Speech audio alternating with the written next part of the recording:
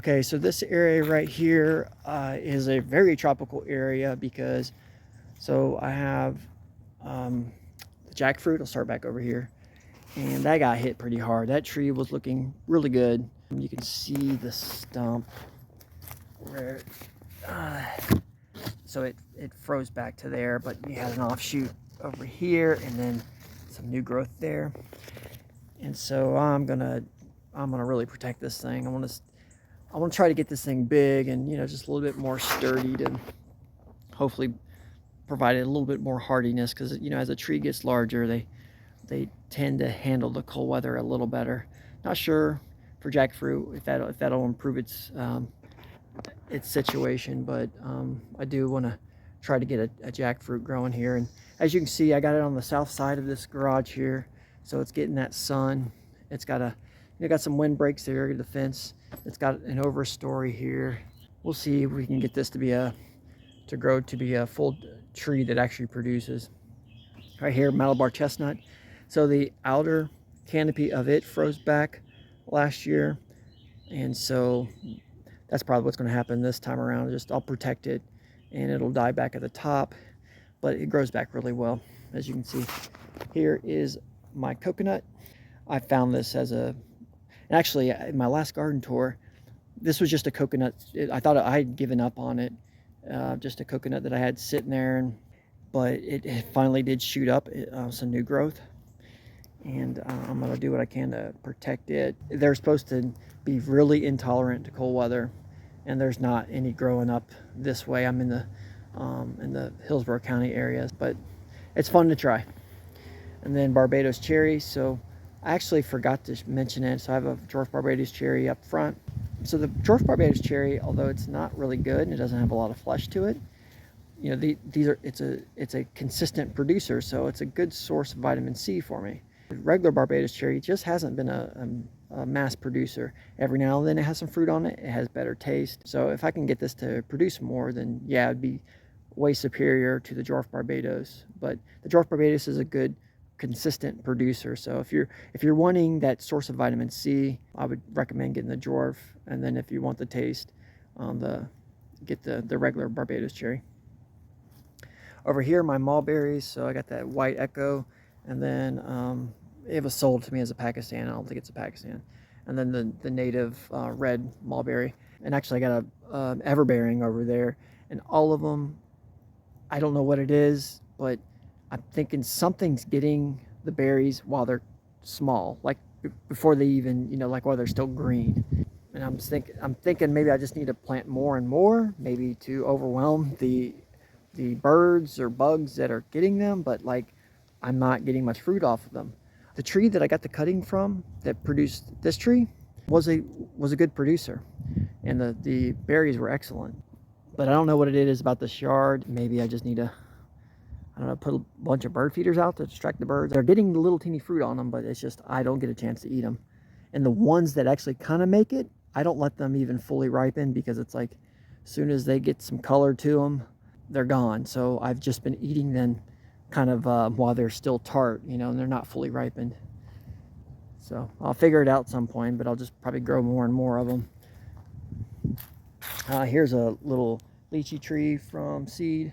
So anything I grow from seed, you know, it's kind of got a special place in my heart, so I'll be protecting that. This is an area I need to mulch. So a lot of this, you know, like right here is freshly mulched, but a couple little things I need to mulch. This is a Peruvian apple cactus. It looks like it's got some new growth there at the tip, but it does produce an apple that you can eat. And then there's the cherry of the Rio Grande. It's moving along. I bought that from Echo a while back. It's growing, not growing fast, but it's growing. So in my last video I talked about this what I thought was a lemon tree from a friend who got the seed from Puerto Rico. It's not a lemon tree, but it's actually a lime. But I need to just treat it better. Like last year I didn't do a good job of putting neem oil on it. The previous year I did, and it just seemed to look better, and it was just, but you know, there's a lot of looks like leaf miner damage. I just got to do a better job of treating it with some neem oil. There's a stone fruit rootstock So that's the rootstock that is nematode resistant. I got some stone fruit that I started from seed, and I'm gonna graft onto this so that the stone fruit, which are probably from California, I don't know if they're nematode resistant, but I'll just graft it onto this right here. I have some select variety papayas that I have not gotten fruit from. So there's one of them there. I forget what variety that is. One's a no you, but I forget the other one. There's the sweet almond right there. I think it's some type of cassia. It's a nitrogen fixing.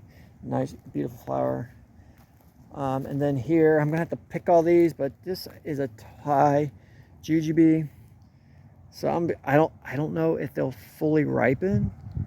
I hope so, but I gotta pick all these because they're gonna just freeze. So it's unfortunate. I haven't had a jujube yet. One thing about this jujube is that I had a shoot from the bottom here, below the graft, shoot up, and so you can see the fruit here, how big this fruit is, and then this shoot. I want to show you the fruit from it. So that's the fruit. So it's not as big. What I'm gonna end up doing is just cut that off because, as you can see, this below the graft growth is much thicker than the graft. You know, because this is actually the original tree, so it's going to get more of the nutrients. So I'm going to cut it off so that I get more of this type of fruit here. Here's my guava tree from the neighbor, so it's pink. And then here is my loquat I talked about earlier that's actually fruiting this year. A lot bigger, healthier than the one that got a ton of shade over there in the, towards the front. There's another cassia tree here. Hurricane blew it over, so I had to pull it back up and stake it down. And I got it interplanted here with a dwarf Cavendish. There's a rack there that I'm going to cut off. And even though that rack's not fully developed, it'll still ripen. The fruit will taste just like a banana. It's not. So I just got to, I'm going to cut it off, put it in the garage, and just let it hang out there. But before I go down that row, I want to go back over here.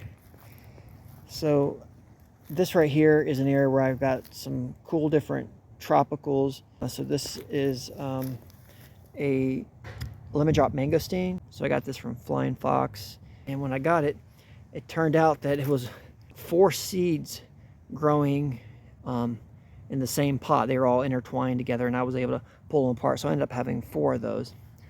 So that's lemon drop mangosteen, another lemon drop mangosteen. This is a kumquat from seed. Got it from my aunt. This is a patanga tuba, also from Flying Fox. That's kumquat from seed. This is a Regibotacaba. This Regibotacaba hopefully should produce for me in the next couple years. So this is my largest lemon drop mangosteen. Kumquat. Rainforest plum. And then this right here is a tamarind. And one thing with tamarind, if you start it, because I got it from seed, I found some tamarind at a fruit stand, bought some, and it was great. I planted a seed and grew it, but one thing is I was thinking, hey, I'll just throw it out there in the yard and just let it go to town. And the only thing is when they're young like this, there's something that likes to eat the leaves, so I might end up digging it up, putting it in a pot and put it in the greenhouse, letting it get big before I put it in the ground. I've had stuff, as you can see, I got these kumquats here. They're real small. They do fine putting them in the ground real young, but I'm finding certain trees, you probably want to grow them out a little bit before you put them in the ground because they're susceptible and attract certain insects. Because I've come out here before in the tamarind just not having any leaves at all. So here's a pomelo right here from seed. This is a native persimmon here.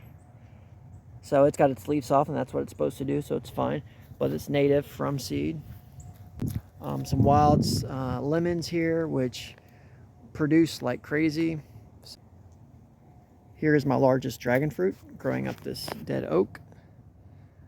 So I'm going to get it all blanketed up.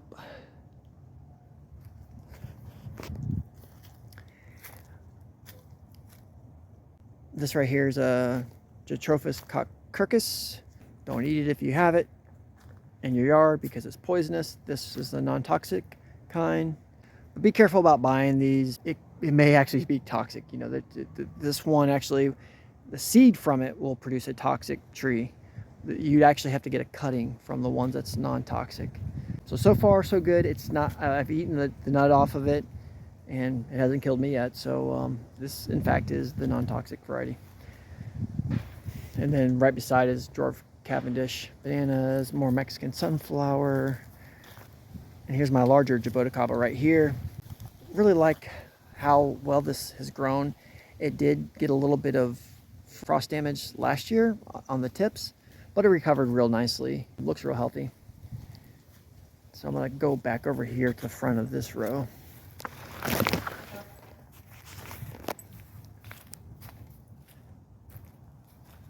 And so here's that Cassie tree and the dwarf Cavendish with the rack there. You can see the rack that I'm gonna have to cut off. And then ever-bearing mulberry. I actually pulled off a mulberry the other day. Here is my Fuyu persimmon. And this thing has probably been about the same size since I bought it. I'm gonna start giving it fish emulsion. Here's Napoleon cactus. Here's another mandarin orange from seed. And here's my lemongrass right here. Don't know what to do with it yet. I think you make teas and stuff with it. But when you split it open and smell it, it's wonderful. It smells like lemon. And here's a Queen Anne macadamia nut. Another dwarf Cavendish, and it's got a rack on it. So this is the healthiest rack here, so it's pretty big. So it's probably perfect timing go ahead and pull that off before the cold weather. Each of my Cavendish this year wanted to fall over, so I just found that if I just, for these dwarfs, just take a stake and just kind of lean it into it, and it kind of works to hold it up. But yeah. And then right here is my Jamaican cherry. It did not like the cold weather last year, and you can see where I had to cut back branches that died. I suspect that it's going to be doing a lot of this, like it's going to have growth that shoots out the side again because of this cold weather. The one thing is because it was trying to recover from last year, it did not produce as many cherries as the year before. I just, I had a couple here and there. And then here's what I think is an ice cream banana right here. So, and then right beside it is a dwarf Orinoco. Never had an Orinoco variety before, so kind of excited about that one. And I know you can use it as a plantain as well, so that's pretty cool. So we'll go over here to the other side of the yard, and this will kind of wrap it up. Above my chickens, I did like a grape trellis to kind of serve as some shade in the summer. I got different types of varieties. So I don't think all muscadines are nematode resistant, and the reason why I think that is, so I have this Supreme muscadine right here. It hasn't really grown, but I bought this. This is a Southern Home. So I think it's 1/4 bunch grape and 3/4 muscadine. Bought this at the same time as I bought the Superior, and see how much it's grown. It's done really well here. Haven't got any grapes off of that yet. I have some other varieties here. There's a muscadine here. It's not doing too well up against this papaya. This papaya grew out of some compost that I threw around that grape. But here's a Carlos right here, and the Carlos is huge. It's just, I've got some grapes off of it, but next year should be the year because it's the 3rd year. You should start getting a lot of grapes. So the Carlos is just all over the place here. Just on the other side of the fence is passion fruit. This is a huge passion fruit, and I grow passion fruit all up and down my fence, this chain link fence, all the way up towards the front of the house. And we get a lot of purple passion fruit. They're tart. They're good, mixed in smoothies, added into lemonade. So my wife's actually going to try to make jelly out of them. We get a lot of them. The raccoons and possums eat a lot of them, but we still get a lot of them. So there's a dwarf Cavendish here, and there's a rack I gotta remove there. So that one's smaller, but the fruit should be fine. It's fruit's big enough that it should develop, and so I'll hang it and Should be fine. Here's my peach tree.